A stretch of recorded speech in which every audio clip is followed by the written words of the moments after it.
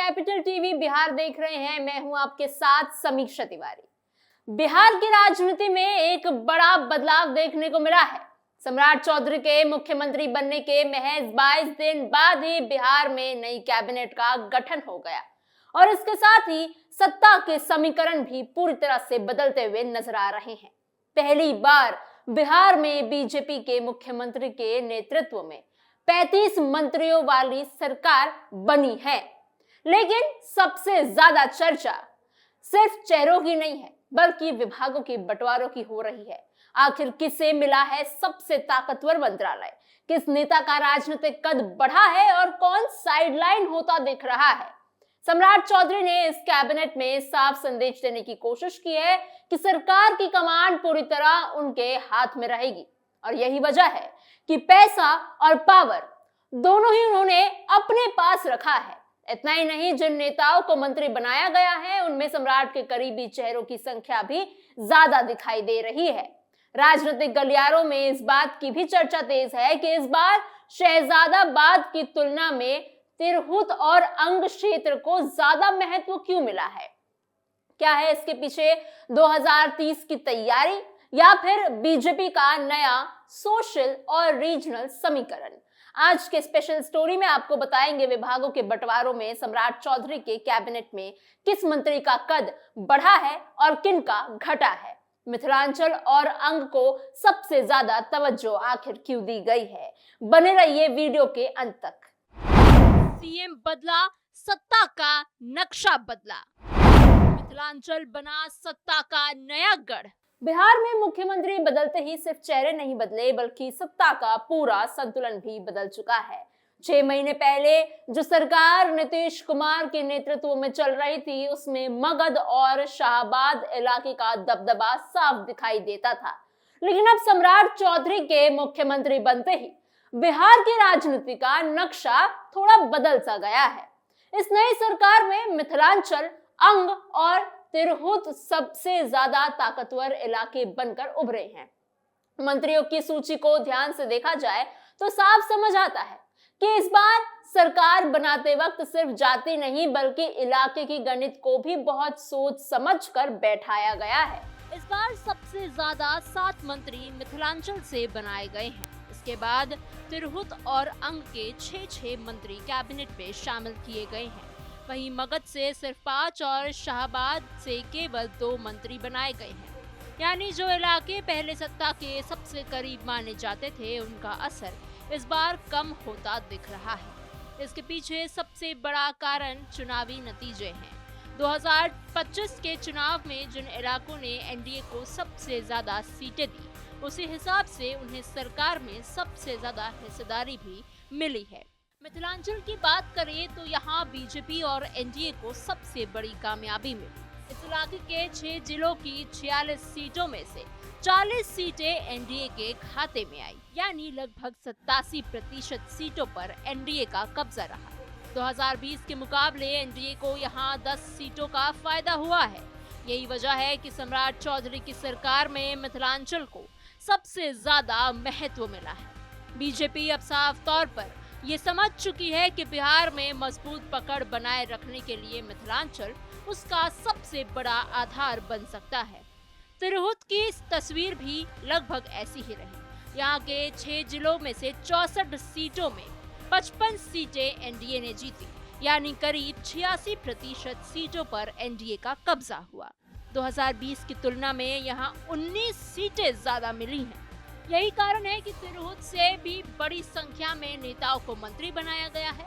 BJP और JDU दोनों ने ये संदेश देने की कोशिश की है कि जिन इलाकों ने सत्ता दिलाई, सरकार में उनका सम्मान भी सबसे ज्यादा होगा। अगर अंग क्षेत्र की बात करें तो यहाँ एनडीए का प्रदर्शन सबसे ज्यादा मजबूत रहा है।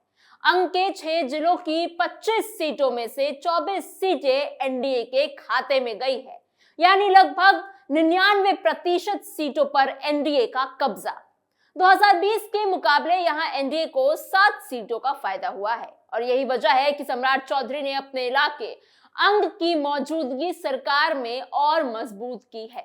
राजनीतिक गलियारों में ये चर्चा भी तेज है कि सम्राट चौधरी ने इस कैबिनेट के जरिए अपने राजनीतिक क्षेत्र को सत्ता का एक नया केंद्र बनाने की पूरी कोशिश की है। लेकिन इस पूरे संतुलन में कई ऐसे जिले भी हैं जिन्हें पूरी तरह से नजरअंदाज कर दिया गया है। सारण, शेखपुरा, अरवल, औरंगाबाद, रोहतास, बक्सर, सिवान, बांका, खगड़िया, कटिहार, अररिया, सीतामढ़ी और पूर्वांचल चंपारण जैसे 13 जिलों के एक भी मंत्री नहीं बनाए गए हैं। इन जिलों के नेताओं और समर्थकों के बीच इसे लेकर नाराजगी भी देखने को मिल रही है। खासकर शाहबाद और मगध इलाके के नेताओं को लग रहा है कि इस बार उनकी राजनीतिक ताकत पहले जैसी अब नहीं रही। सम्राट चौधरी की नई कैबिनेट का दूसरा सबसे बड़ा संदेश है जातीय संतुलन को लेकर। बिहार की राजनीति हमेशा से ही जातियों के इर्द गिर्द ही घूमती रही है और इस बार भी सरकार बनाते समय उसी गणित को सबसे ज्यादा ध्यान में रखा गया। सम्राट चौधरी, डिप्टी सीएम विजय चौधरी और विजेंद्र यादव समेत कुल 35 मंत्री बनाए गए हैं। इनमें 70% से ज्यादा मंत्री पिछड़े और अति पिछड़े और दलित वर्ग से आते हैं। यानी साफ तौर पर सरकार ने सामाजिक संतुलन बनाने की कोशिश की है।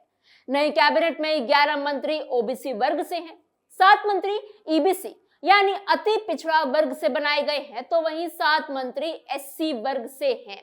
बीजेपी और जेडीयू दोनों ने अपने अपने कोटे से एक यादव नेता को भी मंत्री बनाया है, ताकि यादव वोटरों को भी एक संदेश दिया जा सके कि एनडीए सिर्फ एक जाति की राजनीति नहीं कर रहा है बल्कि सबको साथ लेकर चल रहा है। सम्राट कैबिनेट में एकमात्र मुस्लिम चेहरा जेडीयू के जमा खान है, यानी अल्पसंख्यक समुदाय को भी पूरी तरह से नजरअंदाज नहीं किया गया है। जातीय गणित से बनी सम्राट टीम, पहली बार 5 महिला मंत्री। स्वर्ण नेताओं की हिस्सेदारी भी इस बार काफी सोच समझकर तय की गई है। बीजेपी ने 2 भूमिहार नेताओं को मंत्री बनाया है, जबकि जेडीयू ने 1 भूमिहार चेहरे को जगह दी है। सबसे ज्यादा 4 राजपूत नेताओं को मंत्री बनाया गया है। बीजेपी ने 2, जेडीयू ने 1 और चिराग पासवान की एलजेपीआर ने 1 राजपूत नेता को कैबिनेट में जगह दिलाई है। ब्राह्मण नेताओं की बात करें तो बीजेपी की तरफ से सिर्फ 2 चेहरों को जगह मिली है। अगर बिहार विधानसभा की तस्वीर देखें तो इस बार सबसे ज्यादा 83 विधायक ओबीसी कैटेगरी से जीत कर आए हैं। ईबीसी से 37 विधायक और एससी/एसटी के 40 विधायक चुनाव जीते हैं, जबकि स्वर्ण विधायकों की संख्या 72 है। इसी हिसाब से सम्राट चौधरी ने अपने कैबिनेट में जातीय संतुलन बैठाने की कोशिश की है, यानी जिस वर्ग की जितनी राजनीतिक ताकत है उसे लगभग उसी हिसाब से सरकार में हिस्सेदारी दी गई है। इस बार बिहार सरकार की कैबिनेट में पहली बार 5 महिलाओं को जगह मिली है। इससे बीजेपी और जेडीयू दोनों महिला नेतृत्व को आगे बढ़ाने के बड़े संदेश के तौर पर दिखा रहे हैं। खास बात यह है कि इस कैबिनेट में सिर्फ पुराने और बड़े नेताओं पर भरोसा नहीं किया गया, बल्कि नई पीढ़ी को भी आगे लाने की कोशिश हुई है। अगर पूरे कैबिनेट को ध्यान से देखा जाए तो साफ समझ आता है कि हर जाति से एक नया चेहरा और नई लीडरशिप को तैयार करने का मैसेज दिया गया है। बीजेपी ने राजपूत समाज से संजय टाइगर और श्रेयसी सिंह को आगे बढ़ाया है। भूमिहार समाज से इंजीनियरिंग शैलेंद्र को मौका दिया गया है। दलित समाज से लखेंद्र पासवान और नंद किशोर राम को कैबिनेट में शामिल किया गया है। मलाह समाज से भी रमान निषाद को आगे किया गया है। यानी बीजेपी आने वाले समय के लिए नए चेहरों को तैयार करने में जुट गई है, ताकि सिर्फ पुराने नेताओं पर निर्भरता अब खत्म हो सके। वहीं जेडीयू में भी बहुत बड़ा बदलाव दिखाई दे रहा है। राजनीतिक गलियारों में इसे निशांत काल की शुरुआत कहा जा रहा है। माना जा रहा है कि अब धीरे धीरे पार्टी में नई पीढ़ी को आगे लाने की शुरुआत हो चुकी है। इसी तरह उपेंद्र कुशवाहा ने भी अपने बेटे को राजनीति में ताकत देने की प्रक्रिया शुरू कर दी है। यानी बिहार की राजनीति में अब परिवारों की दूसरी पीढ़ी खुलकर सामने मैदान में आने लगी है। सबसे बड़ा बदलाव विभागों के बंटवारे में देखने को मिला है। सत्ता ट्रांसफर के साथ ही पैसा और पावर दोनों बीजेपी के पास शिफ्ट हो गया है। बीजेपी के नेताओं के पास 26 विभाग है, जबकि जेडीयू के नेताओं के पास 20 विभाग ही हैं। लेकिन असली बात सिर्फ विभागों की संख्या नहीं है, बल्कि उनके महत्व की है, उनके वैल्यू की है। जो ताकत पहले नीतीश कुमार अपने पास रखते थे, वो अब सम्राट चौधरी के पास चली गई है। सम्राट के गृह मंत्रालय खुद अपने पास रखा है, यानी बिहार पुलिस, कानून व्यवस्था और सबसे अहम आईएएस आईपीएस अधिकारियों के ट्रांसफर पोस्टिंग का पूरा कंट्रोल अब मुख्यमंत्री सम्राट चौधरी के हाथ में रहेगा। इसके अलावा मंत्रिमंडल, सचिवालय और सिविल विमानन जैसे अहम विभाग भी सम्राट चौधरी ने अपने पास ही रखे हैं। पैसे की ताकत की बात करें तो सबसे बड़ा बजट वाला शिक्षा विभाग अब जेडीयू से निकलकर बीजेपी के पास चला गया है।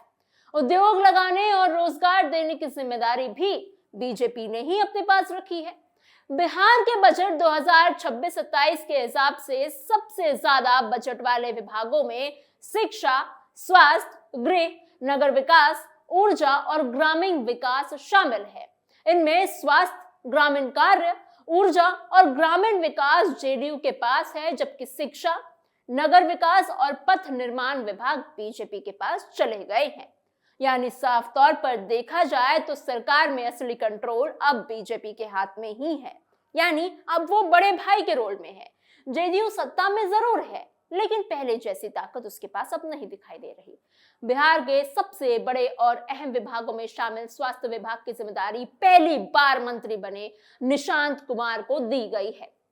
वहीं शिक्षा विभाग की जिम्मेदारी मिथिलेश तिवारी को मिली है, यानी सरकार के नए चेहरे पर बड़ा भरोसा दिखाया गया है। श्रेयसी सिंह को उद्योग जैसा बड़ा विभाग दिया गया है, साथ ही खेल विभाग भी नहीं दिया गया है। वहीं पथ निर्माण जैसे अहम विभाग की जिम्मेदारी पहली बार मंत्री बने इंजीनियर शैलेंद्र को मिली है। इसका मतलब साफ है कि बीजेपी अब सिर्फ पुराने चेहरों के भरोसे राजनीति नहीं करना चाहती, बल्कि नए नेताओं को प्रशासनिक अनुभव देकर आगे बढ़ाने की तैयारी कर रही है। और इसे ही शायद लोग 2030 की तैयारी भी मान रहे हैं। हालांकि विधानसभा चुनाव में अभी 4 साल बाकी हैं, लेकिन बीजेपी की यही खास बातें हैं कि वो चुनाव आने से पहले ही, चाहे वो 4 साल पहले हो, चाहे वो 5 साल पहले हो, वो अपनी तैयारियां शुरू कर देती है। और जब इसके बाद परिणाम आते हैं और उनके पक्ष में आते हैं, तो लोग सोचते हैं कि आखिर बीजेपी ने ऐसा क्या किया होगा कि उनके पक्ष में नतीजे आए हैं। और वो जो करते हैं बीजेपी, वो ये करती है कि 4 या 5 साल पहले से ही आगे आने वाले विधानसभा चुनावों की तैयारी शुरू कर देती है। ऐसे में इस पूरे कैबिनेट विस्तार को और विभाग के बंटवारों को लेकर आप क्या सोच विचार रखते हैं, हमें कमेंट बॉक्स में जरूर बताइएगा। ऐसी और खबरों के लिए बने रहिए कैपिटल टीवी बिहार के साथ।